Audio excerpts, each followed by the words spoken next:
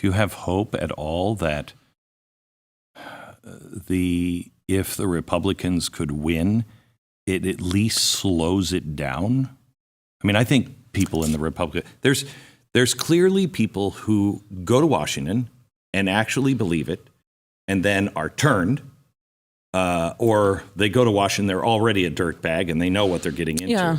And then there's a few that go and stand and are trying to hold the line. But they're a minority. A big minority. Or they get forced out. Correct. If I'm not mistaken, Ron Johnson, right, was the one that challenged a lot of COVID narratives. Yes. And I mean, even mainstream media, NPR, supposed to be objective, says, Yeah. oh, he spreads conspiracy theories and his challenger's a rising star. Yeah. And, you know, I mean, they're very clear about who they favor and who they don't. And if they don't want you to win, they'll gerrymander your district. They'll do some, I mean, there's lots of tools that they can use to prevent you from staying in office, and who knows what we'll see in the midterm elections.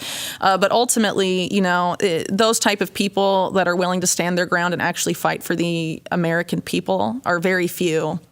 It doesn't really matter what party you're talking about. It's very small number when you consider the amount of votes needed to pass certain legislation.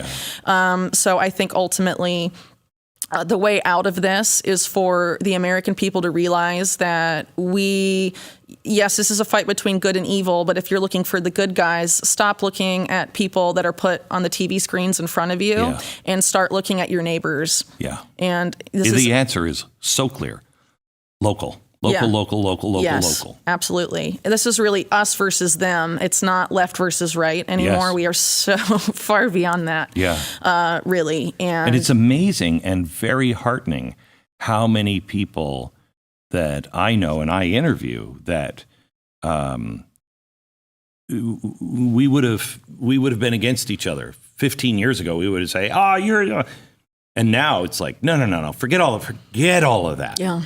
You know, and it's heartening that people are waking and starting to come together. Question is, do we make it fast enough? I've been saying for a while, this is going to be a photo finish. I don't know which one's going to.